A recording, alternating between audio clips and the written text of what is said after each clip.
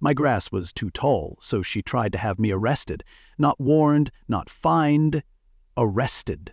The HOA queen herself rolled up with a ruler, a phone, and enough entitlement to power a small city.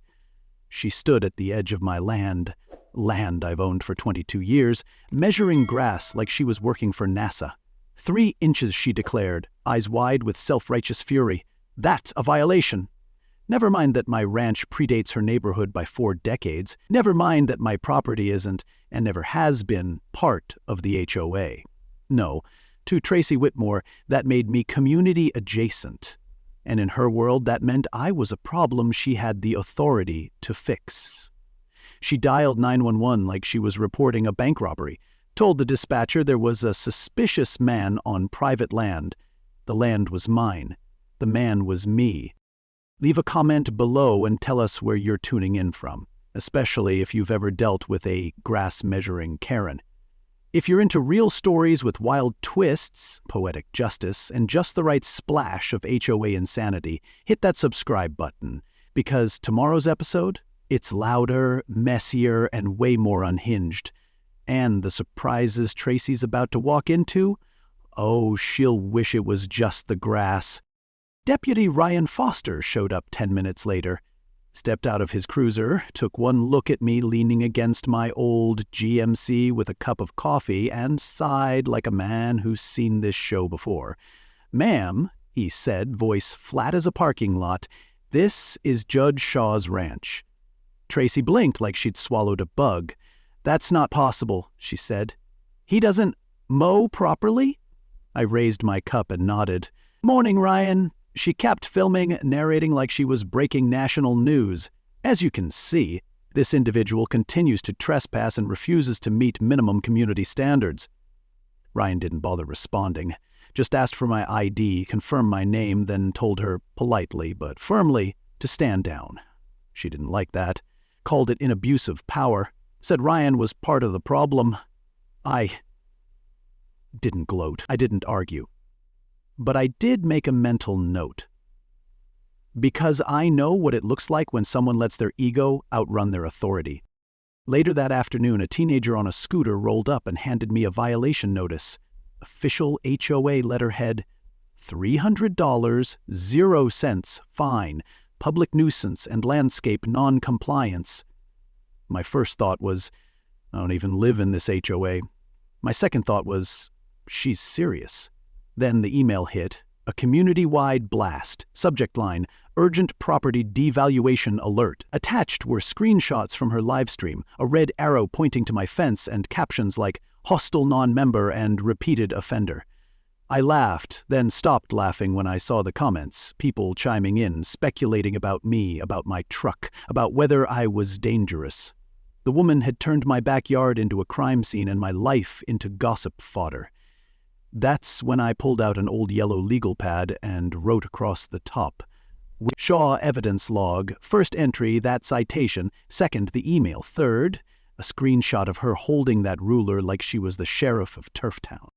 Now, I'm not a man who likes drama. I retired from a bench that handled more courtroom chaos than most folks see in a lifetime. I moved out here for quiet. But quiet doesn't mean passive, and Tracy mistook silence for surrender. That's the danger with people like her. They think a calm man won't fight back. But calm doesn't mean weak. It means calculating. So, I called Brandon Carter, my assistant. "Clear your Monday," I told him. "We've got a situation." "Tracy again," he asked. "Tracy," I said, "has officially crossed into litigation territory. Because this wasn't just a petty neighbor dispute, it was an abuse of power wrapped in HOA stationery and delivered on a scooter. And if Tracy wanted to weaponize suburban bureaucracy against me, then she'd best be ready to see what it looks like when that bureaucracy bites back, with evidence, filings, and one very ticked-off federal judge. So go ahead, comment below where you're watching from, because this isn't just about grass. It's about what happens when the wrong person thinks they're in charge, and the right person decides to stop letting it slide. Tracy started this war with a ruler and a phone. I'm ending it with records, witnesses, and a legal pad. And trust me, she's about to learn what happens when you push a quiet man too far. The day after the ruler incident, my inbox turned into a war zone. Tracy had sent out an email blast to the entire Golden Ridge mailing list. Subject: unkempt land threatens all of us. You'd think I had opened a tire fire on my front lawn or turned the place into a junkyard, but no, she attached photos of my wildflowers, my weathered gate, and my old truck as Exhibit A, B, and C. Then came the real twist. She framed it as a public safety. According to Tracy, my ranch was encouraging trespassers, attracting critters, and, get this, disrupting the harmonious visual balance of the community. She made a patch of grass sound like it was plotting a coup. And the worst part? A few people actually believed her. That's when I realized this wasn't just petty, it was strategic. The kind of manipulation dressed up like concern. And if she was staging a show, I had just been cast as the villain. The real question was, who else had she tried to write out of the story? That answer showed up 2 hours later in the form of a peach cobbler and a nervous knock. Dolores Grady, my nearest neighbor, a widow with the kind of quiet dignity that's often mistaken for submission. She brought the cobbler just because, but her eyes said otherwise. "Judge Shaw," she said, "I wanted to tell you something. Tracy's been talking about you, says you're antisocial, says you're difficult." I raised an eyebrow. "Based on my truck or my grass?" Dolores gave a tired smile. "Both. And probably your mailbox, too." Then she dropped her voice. "She did the same thing to me. Last spring, fined me $200, 0 cents, because my shutters were off-white instead of pure white. Said I was dragging down the neighborhood value by 0.7%. I nodded slowly. "Did you pay it?" "I did," she whispered. "I was scared not to. That's when I understood. Tracy didn't run an HOA. She ran a homeowner hostage network, and like all extortionists, she counted on silence. I wasn't going to give it to her. And once you find the pattern, you start collecting receipts." So that afternoon, I turned my dining table into an evidence board. Labeled folders, printed screenshots, organized emails. I started a paper trail that looked less like a homeowner complaint and more like a RICO case. Brandon helped me set up a timeline. First violation, first video, first community email. Every incident went into a file, because I wasn't just planning to push back, I was going to show that behind the curtain of community standards was one woman's personal vendetta with a Home Depot clipboard. That's the thing about control freaks. They always leave a trail. Tracy's just happened to be color-coded and spell-checked. And once I started digging, I realized her campaign wasn't clumsily put together. It was rehearsed. She'd been doing this for years, but now she'd finally picked someone with a gavel in the attic and time on his hands. And people were starting to whisper. By Thursday, the tone around the neighborhood started shifting. I got 3 anonymous notes in my mailbox. Each one said some version of, "We support you," followed by, "But please don't use our names." One of them was typed on what looked like a typewriter and signed "A Fellow Target." Tracy wasn't running an HOA. She was running it like a one-woman intelligence agency, inspecting yards with binoculars, logging minor infractions. And if you pushed back, boom, email blast, fine, and social shaming. And now that her control was being challenged, she was escalating. Brandon showed me a new email she sent to the board proposing a jurisdictional adjustment to the HOA covenant. In plain English, she wanted to annex adjacent properties that visually impact the community. Translation: my ranch. She wasn't satisfied ruling her little fiefdom. She wanted to redraw the map and claim the quiet guy on the hill. I laughed at first. Then I read her proposed clause again and realized this wasn't a joke. It was a land grab in legal language. Now we had a woman with a megaphone and a clipboard trying to push her rules past her fence line. And she wasn't asking politely, she was maneuvering. Manipulation disguised as governance, pressure dressed up as policy. She didn't just want compliance, she wanted conquest. And if no one stopped her, she was going to stretch that HOA like spandex until the entire hill fell under her reign. That's when I circled something on the draft of her proposal, a phrase buried in the footnotes. Enforcement subject to board vote. She needed the board. She wasn't invincible, not yet, but the vote was coming, and the moment that resolution hit the agenda, I'd be ready. Because if Tracy Whitmore thought a ruler and a rumor were enough to scare me off my land, she clearly didn't know what kind of man retires from a federal bench and chooses to live surrounded by grass taller than the local gossip. And trust me, the next part? That's when she steps onto the battlefield with a slideshow, a landscaping crew, and the first act of war. You don't want to miss what she does next, or how badly it backfires. By Monday evening, I'd already smelled it coming. Tracy had called an emergency HOA meeting. The subject line read, Urgent Community Preservation Discussion. Translation? A public trial, with me as the main exhibit and no right to counsel. I didn't RSVP, just showed up, sat quietly in the back row of the community rec center, sipping lukewarm coffee from a paper cup. The room was full, 60 or so residents, some looking irritated, others curious, a few already tired before it started. Tracy walked in like she was entering a courtroom she owned, armed with a laptop, a remote, and a smirk that could curdle cream. "Thank you for coming," she purred. "We are here to address a growing issue affecting the image and property values of Golden Ridge." That's when the lights dimmed and the projector fired up. Slide 1. My gate, rust and all, in glorious high resolution. She clicked again. My truck, captioned, Persistent eyesore, mechanically unverified. Another click, a wide-angle photo of my front pasture, wildflowers swaying in the breeze labeled Potential Fire Hazard. Then came the cherry on top. A photoshopped version of my property with neatly trimmed hedges, a white gate with wrought iron accents, and a brand new truck parked out front. It looked like a catalog cover from Suburban Conformity Weekly. "Imagine," Tracy cooed, "how welcoming this could be." The silence was loud. You could hear the PowerPoint transitions better than the crowd's reaction, until one quiet voice spoke up. Dolores Grady. "Isn't his ranch outside our jurisdiction?" That question hit harder than any slideshow. A few heads nodded. Someone coughed awkwardly. Tracy blinked, then recovered like a soap opera villain caught off screen. "Currently, yes," she said. "But adjacency affects aesthetics, and aesthetics impact value. We must be proactive." The room didn't exactly erupt in applause. I drove home that night feeling like I'd just watched someone try to win a popularity contest using a fire drill. But the next morning, things went from ridiculous to invasive. I heard machinery before I saw it. Mowers, weed whackers, voices shouting over engines. I walked out to find a full landscaping crew tearing through my front field like they were on a mission from God. Or at least from someone with a clip. I asked the foreman what he was doing. He looked confused. "OA order," he said.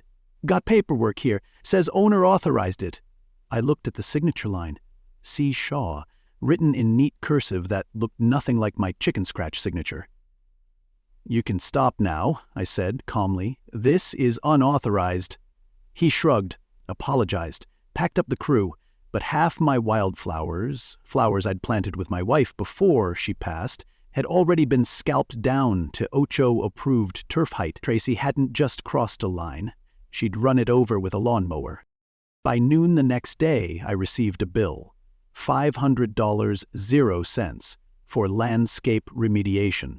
Stapled to the invoice was a sticky note in bright pink ink. "Thank you for your cooperation. Let's keep Hillstone beautiful." I didn't yell, didn't curse, just set it gently in my folder under exhibits. Then Brandon called. "Judge, I think I found something." His voice had that tone, part disbelief, part disbelief. "You remember Nancy Ellsworth, the HOA treasurer?" "Sure," I said. "Retired librarian. Died a few years back." "Yeah, except her signature appears on this landscaping authorization. Dated last week." I paused. "Come again?" "Dead since 2019, Brandon said, but apparently still hard at work approving unauthorized yard work." I leaned back in my chair and stared out the window at the hacked-up pasture. "Well, I said. Either we've got the most dedicated treasurer in HOA history or someone's forging ghosts. Either way, the plot wasn't just thickening, it was starting to stink. And if Tracy thought mowing wildflowers would shut me up, she was about to learn something the hard way. I don't escalate with noise. I escalate with evidence. And with Brandon pulling HOA records like a bloodhound with a badge, we were just getting warmed up. Because you can Photoshop a gate, but you can't fake a signature from the grave. Not without consequences. And in part 4, we're about to follow that trail of ink straight into the heart of Tracy's little kingdom. Trust me, this rabbit hole, it doesn't end with lawn care. I've seen a lot of bad signatures in my life, shaky ones, fake ones, flat-out chicken scratches that looked like they were written by someone falling off a horse. But none quite like the one Brandon slid across my desk. Neat cursive, perfect loops, dated last week, and signed by a woman who'd been dead since early 2019. Nancy Ellsworth, it read, former HOA treasurer, beloved choir director, and apparently still very active in local governance, at least according to Tracy Whitmore's paperwork. I stared at it for a long minute, the way you stare at a puzzle piece that doesn't belong. She really thought no one would notice? I asked. Brandon shrugged. She probably thought no one would bother to look. That's when we both realized we weren't just dealing with overreach or power tripping anymore. We were dealing with full-blown fraud. And the best part? Tracy left her fingerprints all over it. We dug deeper. Brandon pulled public filings, past HOA budget approvals, contractor payments, maintenance invoices, and what do you know? Nancy Ellsworth had been quite the workhorse post-mortem.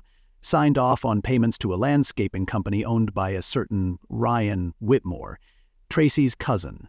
Over 3 years of invoices, often just under the threshold that would trigger a board review. Brandon cross-referenced the dates with Tracy's Facebook posts. On at least 2 of those days, she was out of town in Scottsdale at a spa retreat. It was almost funny. Almost. If it hadn't involved forged checks, altered minutes, and backdated resolutions that gave her sweeping powers no board ever approved. Tracy hadn't just bent the rules. She'd laminated her own set and distributed them like commandments from Mount HOA. Meanwhile, the neighborhood started whispering louder. Dolores showed up again, this time with a flash drive and a look that said she was done being scared. Photos, she said, and emails. Every fine I ever got, every letter she sent, I saved them all. Turns out Tracy had fined her for her mailbox being not reflectively visible after 8 p.m., whatever that meant. 2 other neighbors reached out, quietly. One had been written up for letting her grandkids use chalk on the driveway. The other was charged $50.00 for a non-approved wind chime. That's when I realized Tracy hadn't just controlled the neighborhood. She'd monetized it, like a petty dictator with a measuring tape and a spreadsheet. And now that her paper fortress was cracking, the villagers were beginning to light their torches, carefully, of course. Then came the megaphone. Saturday morning, she paraded down the main road in full athleisure armor, waving a laminated copy of HOA guidelines and barking phrases like standardized aesthetics and community-first compliance. It was like watching someone try to run a TED Talk on a lawnmower. A couple of neighborhood teams filmed the whole thing. One of them caught her yelling at a fence post. Another filmed her walking up to my gate, pointing at the rust like it was a crime scene, and, here's the kicker, telling a man in a hoodie exactly where to spray paint. Right there, she said. Make it big. Let him know he's not welcome. That video got passed around faster than homemade chili at a church potluck, and just like that, her veil of righteousness started to rot in the sun. Turns out, it's hard to preach about beautification when there's footage of you orchestrating vandalism. But the biggest twist showed up Monday morning, a knock on the door, official clipboard in hand. "City Inspector," he said, flat as asphalt. "We received a complaint regarding code violations on this property. Fence integrity, potential hazards, grass height." I raised an eyebrow. "Who submitted the complaint?" He flipped the page. "Filed last week, signed by Nancy Ellsworth." I stared at him. He stared at the paper. "She's deceased," I said. 4 years ago?" He looked back at the form like it had just bitten him. "You've got to be kidding me," he muttered. I wasn't, and he knew it. I invited him in, offered him coffee, and showed him the growing file we'd been building. Documents, video, witness statements. That complaint was just the newest piece in a very old pattern. Tracy had built a castle of control out of recycled lies and ghost ink, and now one dead woman's signature was about to bring the whole thing down. But we're not done. Not yet. Because the next part? That's when the neighbors stop whispering and start talking. The footage goes public, the board starts to wobble, and Tracy, she starts to crack. You'll want to see how fast her castle turns to rubble. The next HOA meeting wasn't just a meeting, it was an ambush with snacks. Tracy came dressed like she was presenting at a real estate convention, clipboard under one arm, smugness under the other. She thought she was about to dazzle everyone with another slideshow of perfectly painted shutters and ironed grass. What she didn't know was that I brought my own show. And this one came with receipt. I waited until agenda item 3, unresolved property concerns, then stood up and handed copies of my file to the front row. "Before we talk about grass height," I said, "we should probably talk about dead people approving budgets."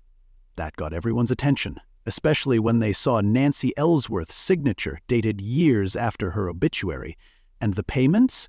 All traced to Tracy's cousin's landscaping company. No bid contracts, inflated invoices, ghost approvals. It was like watching a horror movie where every jump scare was printed on HOA letterhead.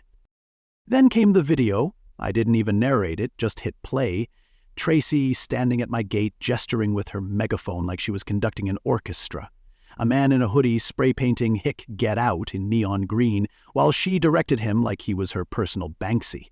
The room went so quiet I could hear someone's phone buzz. When the video ended, I looked at the board. "That," I said, "is not beautification, that's vandalism."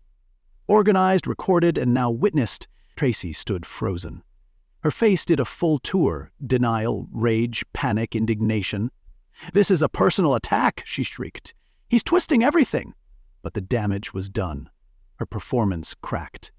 And when she admitted, "I didn't need the board's approval, I handled it myself," the air left the room like someone opened a vacuum seal. Then the hands started to raise, slowly at first, like people testing whether speaking out was actually safe, then faster. A man near the back stood up. "She fined me $75, 0 cents, because my BBQ grill was visible from the street. Said it was a fire risk." A woman added, "She made my daughter wash away chalk drawings, called it community defacement."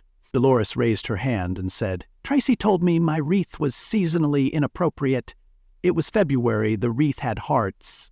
Laughter rippled, but it was bitter, like folks laughing at how long they'd let someone hold their leash.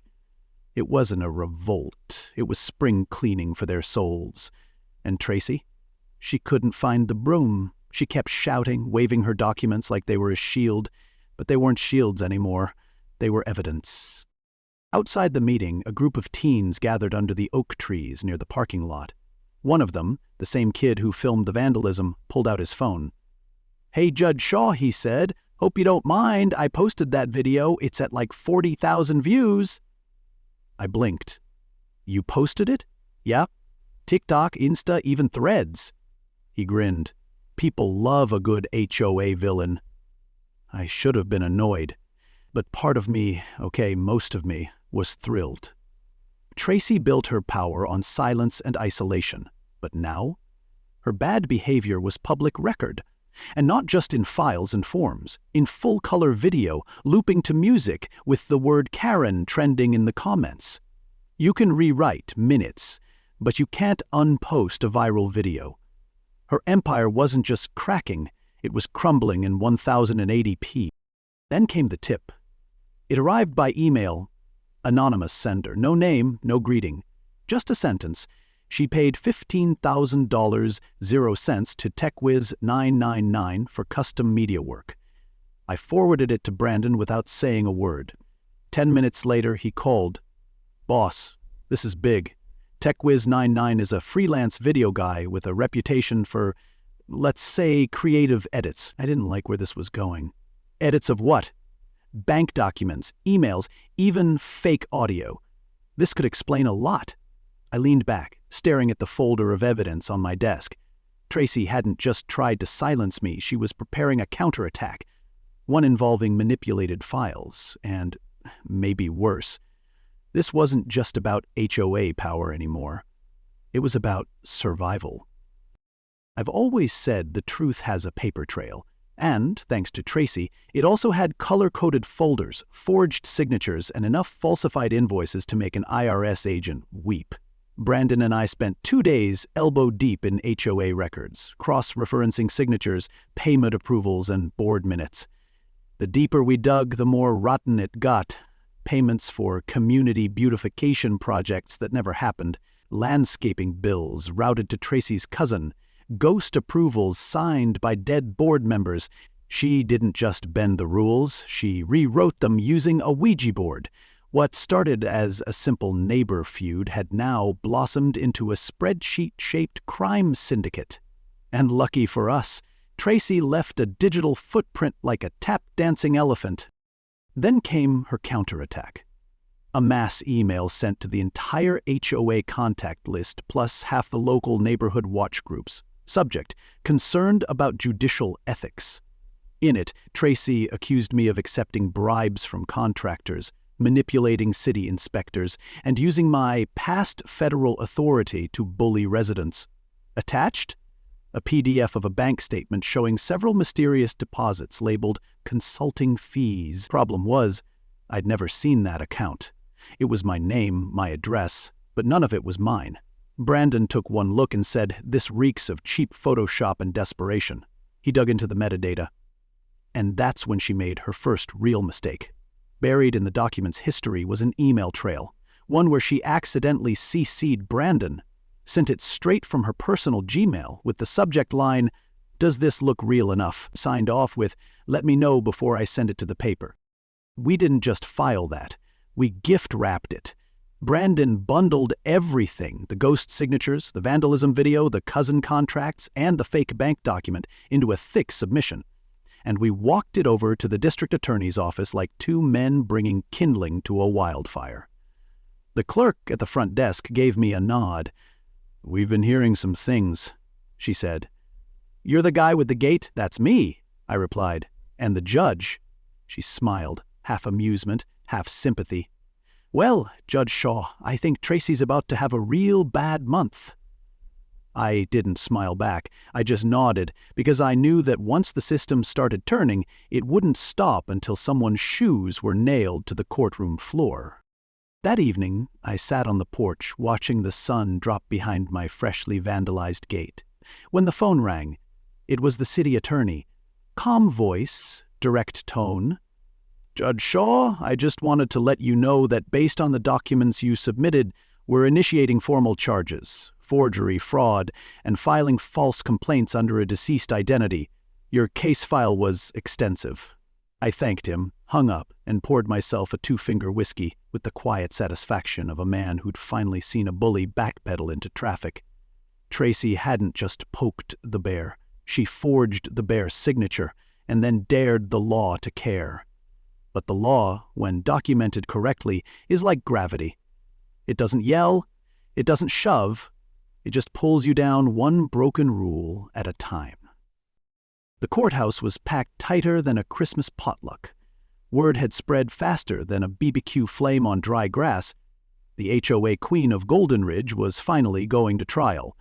Tracy arrived wearing a crisp white blazer and a face like she'd practiced contrition in the mirror all morning.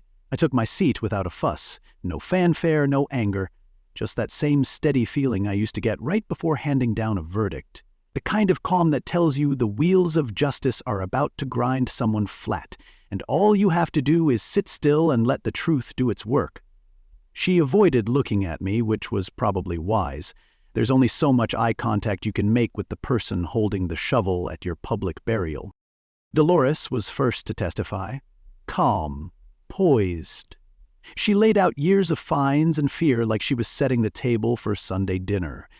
Then came Margaret, timid at first, until they played the voicemail Tracy left her last spring. "If you don't fix those curtains, I'll personally make sure your grandkids can't sell lemonade without a permit." The courtroom let out a collective gasp, but the real gut punch came when the tech guy took the stand, the one Tracy paid to doctor those bank records and fake my supposed bribes. He spoke with the nervous energy of a man trading testimony for leniency, but the details were damning. Emails, payment receipts, a voice memo from Tracy herself telling him, "Just make it look believable. He's a judge. I need him off my back." And then came the final blow. An audio clip from a hidden recording Dolores had made the night Tracy showed up unannounced, with a citation for unsanctioned mailbox decor. In it, Tracy bragged, "I've ruined bigger names than him. People think judges are untouchable, until someone like me reminds them who really runs the neighborhood." You could hear the venom in her voice, the joy she took in the threat. It wasn't just incriminating, it was clarifying. This wasn't about property values. It never was. This was about ego, about power, about a woman who mistook fear for leadership and fines for respect. When the prosecution rested, there wasn't a person in that room who hadn't already drawn their own conclusion. The jury came back in under 2 hours, convicted on all counts: forgery, fraud, harassment, tampering, and 1 count of criminal stupidity, unofficial but deeply felt. The judge read the verdict, and you could have heard a pine needle drop. Tracy didn't cry. She didn't flinch. She just stared straight ahead, like she still believed this was all a temporary detour on her road back to glory. When the judge asked if she had anything to say before sentencing, she stood up, turned toward me, and said, "You think you've won, Shaw? This isn't over." I looked her in the eyes and gave the smallest nod, not of agreement, but of recognition. Because when someone's drowning in their own lies, the most merciful thing you can do is let them finish the last stroke. The day they voted to dissolve the HOA, the neighborhood felt like it had exhaled for the first time in years. No more surprise citations, no more anonymous compliance tips, no more Tracy Whitmore parading down the street like she was the mayor of neatness. Just peace. Well, peace and a whole lot of overgrown bushes people finally stopped pretending to care about. Margaret planted a flamingo in her yard. Dolores put up her Valentine's wreath and left it there through Easter, and no one blinked. Turns out, when fear retires, freedom finds its way back fast. It didn't take long before neighbors started waving again, not because they were checking for violations, but because it finally felt safe to smile. I spent that first quiet Saturday morning doing something I'd been meaning to do for years. I repainted the front gate. Not HOA beige, not rustic barn red, flat black. And I didn't paint it because I had to. I painted it because it was time. Time to let go of what it had come to represent, every fine, every insult, every passive-aggressive letter left in my mailbox. That gate had become a battlefield. Now it was just mine again. As the final coat dried under the Texas sun, I stepped back and took it in. It wasn't pretty, wasn't symmetrical, but it was honest. And that was enough. The best part? Not a single neighbor stopped to measure the height of my grass. They just waved and kept walking. And that, right there, was the victory. Later that week, I got a letter in the mail. This one with a federal seal, not pink highlighter. I'd been invited to join a national committee on community dispute resolution. Apparently, someone had passed along the case files. And the headlines, and the viral video of Tracy explaining standardized aesthetics with a megaphone while a teen in the background tried not to laugh. I laughed, though. Laughed and accepted the invitation. If my mess could help keep future neighborhoods from becoming HOA war zones, I'd gladly lend my voice. Sometimes justice looks like a courtroom.